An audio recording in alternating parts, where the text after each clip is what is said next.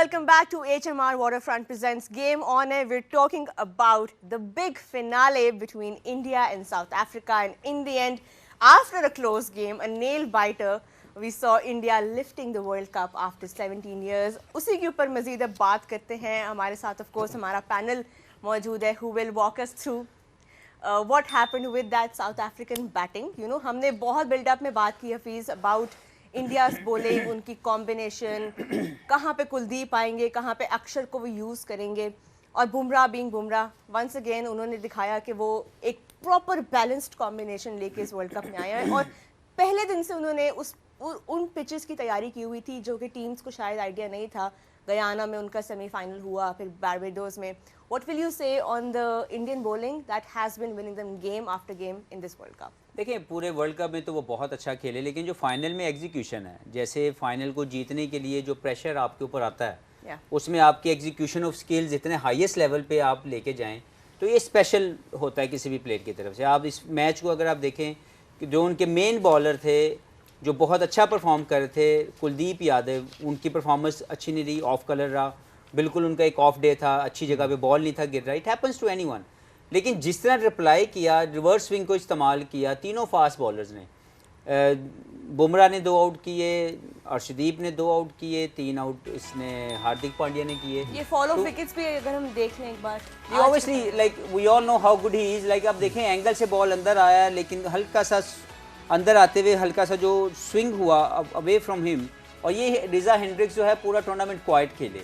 Arshdeep taking another wicket with the new ball, क्योंकि दोनों ने नए बॉल से भी अच्छा परफॉर्म किया, और रिवर्स जब एंड हुआ तब भी बहुत अच्छा perform. How impressed have you been by Arshdeep से? बहुत ज़्यादा. मैं समझता हूँ कि एक यंगस्टर होके डिफ़िकल्ट सिचुएशन में मैच विनिंग परफॉर्मेंसेज लेके आना, नए बॉल के साथ इम्पैक्ट डालना, पुराने बॉल के साथ इम्पैक्ट डालना.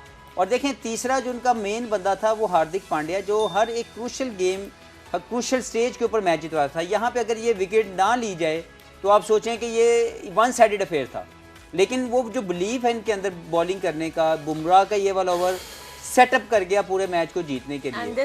ये कैच रखा, ये बॉलर का कमाल नहीं है, ये सूर्या कुमार यादव की क्वालिटी फील्डिंग है. मुझे लगता है कि ये सदियों याद रहेगा, इस तरह का कैच जो आपको वर्ल्ड कप जितवा दे. तो मुझे लगता है कि ओवरऑल वो जिसकी हम बात करते हैं कि execution of skill under pressure करने की, तो तीनों फास्ट बॉलर्स ने करके दिखाया. लेकिन how good they were in the field, कितनी अच्छी उन्होंने कैचिंग करके वो क्रूशल मोमेंट जीते जो नॉर्मली साउथ अफ्रीका जीत रही थी. तो मुझे लगता है मोस्ट डिजर्विंग टीम थी इंडिया इस टूर्नामेंट को जीतने के लिए.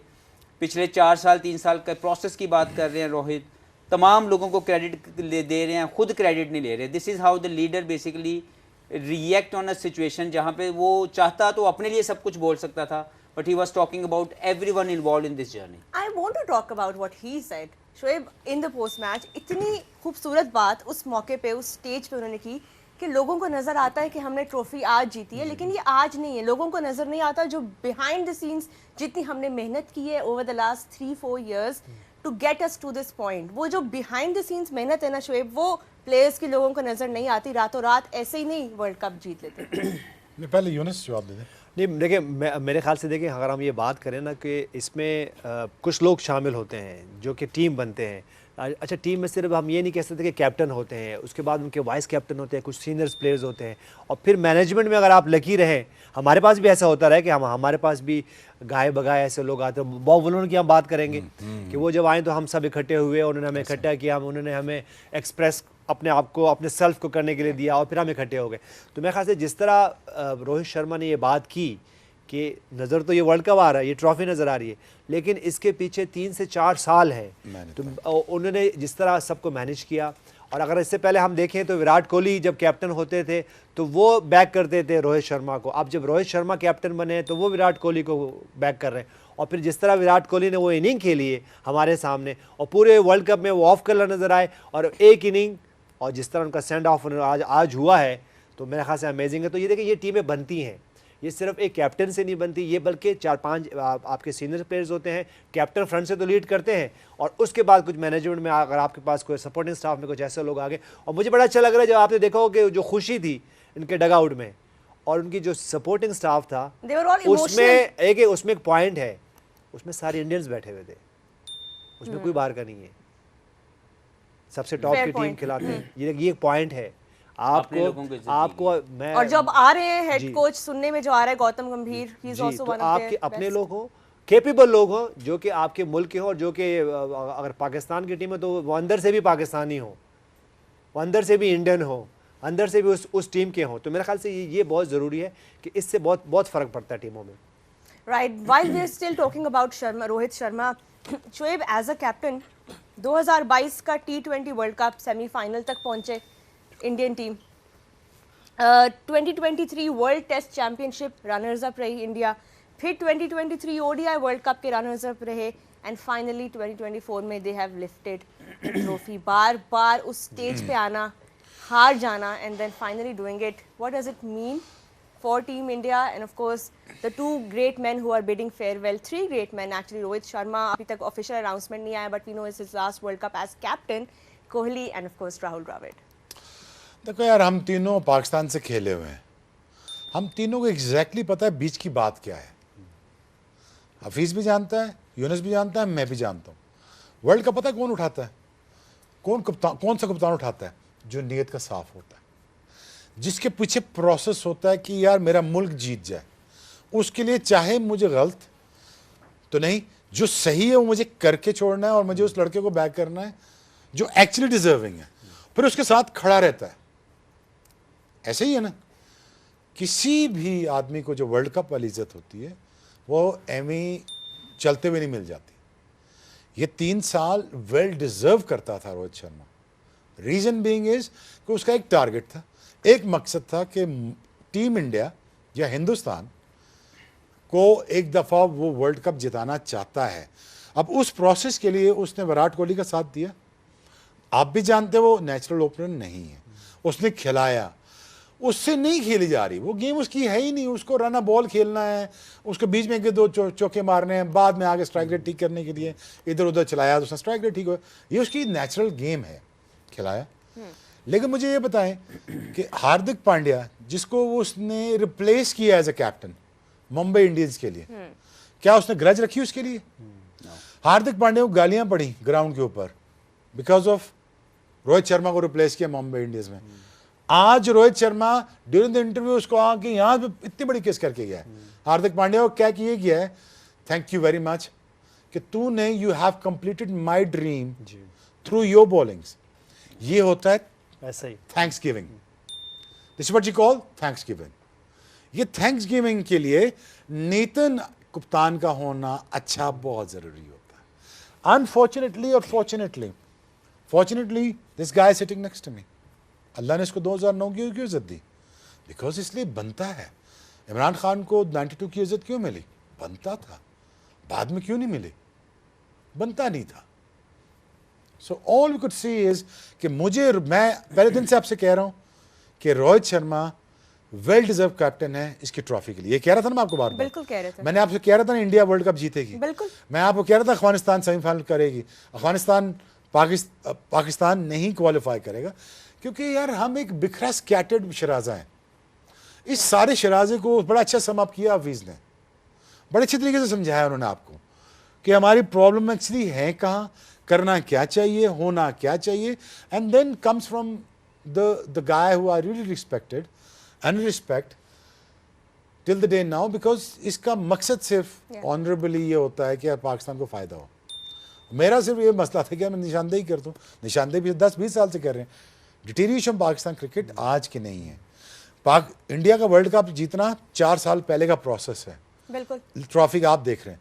पाकिस्तान की डिटीरिएशन 20 साल का प्रोसेस है, जिसका एंड रिजल्ट आज आप देख रहे हैं। अच्छा, आपने क्योंकि अभी हार्दिक पांड्या के बारे में बात की कि कैसे रोहित शर्मा ने उनको बैक किया, आज उन्होंने भी जैसे ही मैच वो जीते हैं और वो उस इमोशनल मोमेंट में उन्होंने जो इंटरव्यू दिया आईसीसी को, उसमें उन्होंने भी बड़ी मजे की बात की है। और वो भी ये सोचने की बात है हमारे कॉन्टेक्स्ट में भी, हर कॉन्टेक्स्ट में, कि उन पे जब बुरा वक्त आया, he said that there were a lot of things that I was hearing about from the last 6-7 months, but I stayed quiet and I knew that I will reply only doing what I do best. तो it's not just about कि captain आपको back कर रहा है, as a player जब आप उस rough patch से गुजर रहे हैं, उस डार्क पीरियड से, खामोश रहना। हफीज़, अपने आप को डिग्निफाई जो है करके उस डिग्निफाइड तरीके से उसको कैरी करना और फिर ऐसे जवाब देना, हाउ स्पेक्टेकुलर हम हमेशा ये मानते हैं और हमने सुना भी है कि good thing happen to the good people. अगर आप इस टीम की तरफ जाएं तो देखें इंडिया की टीम की ये जिस प्रोसेस की बात कर रहे हैं, हम सब ने ये क्रिकेट खेली हुई और हमें पता है कि जब आप प्रोसेस फॉलो करते हैं कामयाबी मिलती ही मिलती है, तुक्का नहीं लगता, वो तुक्का नहीं होता। तो देखें उनके एक दो मरतबा ऐसे आए कि they were very close to win the world cup, they couldn't do that. ये भी एक लर्निंग प्रोसेस कैसा था, जैसे कप्तान खुद बात कर रहे, रोहित शर्मा की अगर मैं बात करूं तो उन्होंने ये बोला है कि हम कुछ ऐसी सिचुएशंस को हैंडल नहीं कर सके which was also a learning curve for us. Now we understand कि everyone how they have to respond accordingly.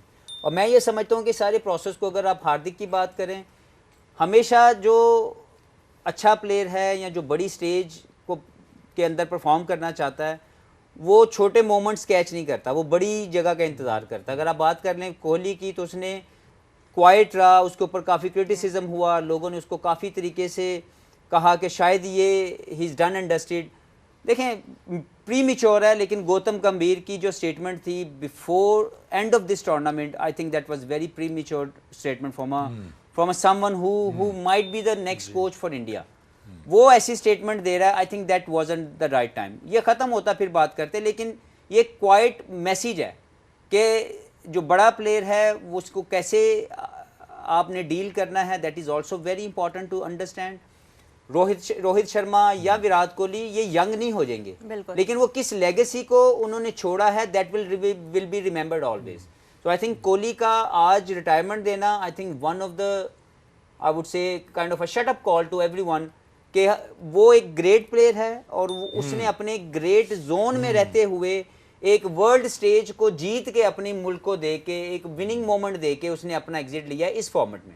अभी वो वनडे और टेस्ट में रिटायर नहीं हुए, लेकिन इस फॉर्मेट में I think he given a best statement to everyone. और मैं ये समझता हूँ कि ये हमेशा की तरह वो बात है कि good thing happen to the good people. और ये अगर ये बात वाकई सच है तो वो हमें नज़र आ रही है रोहित को ये ट्रॉफी लिफ्ट करके, विराट कोहली का फाइनल के अंदर परफॉर्म करके, और राहुल द्रविड़ का आखिरी मैच जो एज ए कोच वो कर रहे थे वहाँ पे इस तरह का exit, I think they deserve that. I think of course glory बहुत बड़ी है इंडिया की टीम के लिए, बट अगर हम दूसरे एंड पे देखें टीम साउथ अफ्रीका का, वो जो हमने विजुअल्स देखे, very heart breaking Younis to see that team, you know that feeling very well also कि जब आप इतना करीब आए, क्योंकि आज भी उन्होंने मैच को वन साइडेड नहीं होने दिया जिसके बारे में हम बात कर रहे थे। आपकी नज़र में टीम साउथ अफ्रीका के लिए क्या आप उनकी जर्नी पे क्या कहेंगे रिफ्लेक्ट करते हुए, एंड उसके बाद हम एक पैकेज भी देखेंगे उनके आज। अमेजिंग जर्नी थी इस वर्ल्ड कप में, जिस तरह उनका स्टार्ट हुआ और क्लोज मैचेस हुए, और हमने यही देखा कि जो प्रीवियसली आते थे किसी भी वर्ल्ड कप में आते थे स्मूथली वो सेलिंग करते थे, सेमीफाइनल और पंचत और हार जाते थे। इस दफ़ा वैसे नहीं हुआ और मैच में तो बिल्कुल नहीं, अप एंड डाउन हुए, लेकिन वो जो एक पास्ट होता है ना, आप कहीं से आप वो आपसे हाथ से निकल जाते हैं। एग्जैक्टली आज भी वही हुआ, 24 बॉलों पे कोई 26 रन रहते थे, आपके 2 सेट बैट्समैन खेल रहे हैं, टॉप के प्लेयर्स खेलें और एक ऐसा बैटर खेल रहे हैं जो कि अभी लगता था कि अगले 10-12 बॉलों में मैच ख़त्म कर देंगे, लेकिन उनसे वो पार नहीं कर सके। लेकिन मैं समझता हूँ कि बहुत ज़्यादा बड़ी लर्निंग है उनके लिए। उन्होंने एक अच्छा कैप्टन चूज़ कर लिया है, टीम उन्होंने कंबाइन कर ली है। जो हमने वेस्ट इंडीज़ के लिए टीम के लिए कहा था कि अब यहाँ से क्या हो सकता है, आगे कैसे मूव कर सकते हैं, अब वो ये ना करेंगे दोबारा जाएँ और लीग्स खेलें और फिर वर्ल्ड कप के बाद दोबारा इकट्ठे हो जाएँ। साउथ अफ्रीकन्स के लिए भी यही है। मैंने भी उनका ये देखा है रिसेंट पास में कि वो खेलने चले जाते हैं, अब वो मेक श्योर करें कि उनकी एक टीम सेट हो रही है और अब ये कंटिन्यूसली करें। उनका कैप्टन, उनकी सपोर्टिंग स्टाफ और जो ख़ास तौर पे प्लेयर्स हैं, इनमें वो स्पार्क है कि अब वो उन्होंने वो जो एक पार करना होता था ना, वो उन्होंने कर लिया। वो समहाउ वो नहीं जीत सके, ये डिज़र्व करते थे कि वो जीतते जिस मौके पे आ गए थे, लेकिन ये कि अब वो इसी तरह उनके लिए यही है कि वो इकट्ठे रहें, उनके सपोर्टिंग स्टाफ ये रहे, उनका कैप्टन कंटिन्यू, ये ना हो कि फिर अभी जाएं और फिर कोई नया कैप्टन नज़र आ रहा हो। तो मेरे ख्याल से ये उनको यही करना चाहिए अगर उनको वंडर्स करना है इस क्रिकेट में। और इस वर्ल्ड कप में हमने ये देखा है कि उनके डिफरेंट मैचेस में डिफरेंट प्लेयर्स ने परफॉर्म किया है, अलग अलग प्लेयर ऑफ द मैच भी रहे हैं, कभी बैटिंग में कभी बॉलिंग में।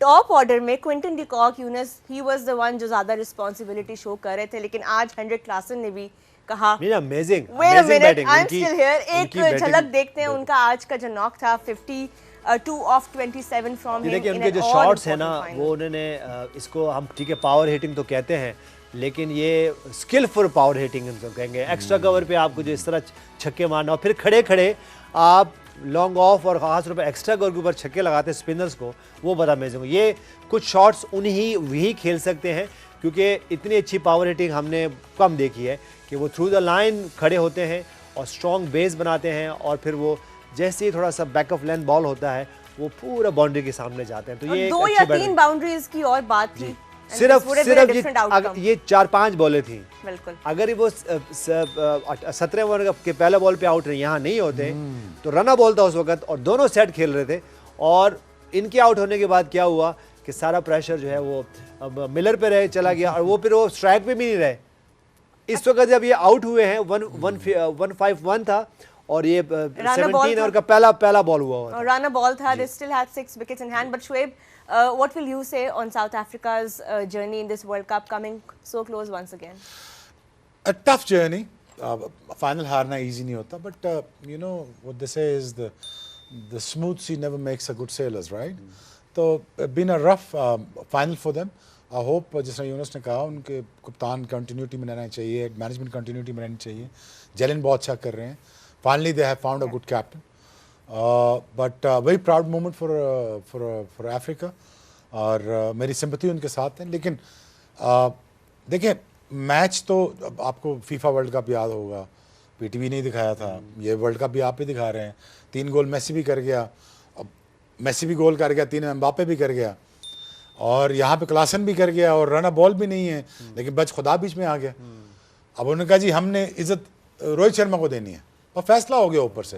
हालांकि मैच में तो कुछ नहीं बचा हुआ था, फैसला तो हो चुका था, लेकिन फैसला ऊपर होना बाकी था कि हमने देना किसको वर्ल्ड कप की ट्रॉफी पकड़ा दी उधर। उन्होंने कहा जी नहीं ऐसा नहीं हो सकता, ये 2 ओवर पहले मैच खत्म हो सकता है, लेकिन 2 ओवर पहले मैच हमने खत्म नहीं होने देना। But what he has been through, कि अगर हार्दिक पांड्या की जर्नी आप देखेंगे पर लास्ट 6-7 मंथ्स, पर्सनल लाइफ से लेके उसकी क्रिकेट लाइफ तक, आईपीएल की जर्नी देख लें, यहाँ तक तो बड़ा ट्रोल हुआ। बहुत टफ टाइम था आईपीएल में, कि फर्स्ट टाइम ये कि इंडिया में फर्स्ट टाइम ये हुआ कि आपके टॉप के प्लेयर के खिलाफ जो है नाराबाजी हो रही है। ये हमने तो कभी नहीं देखा मेरे ख्याल से, कभी बहुत कम हुआ।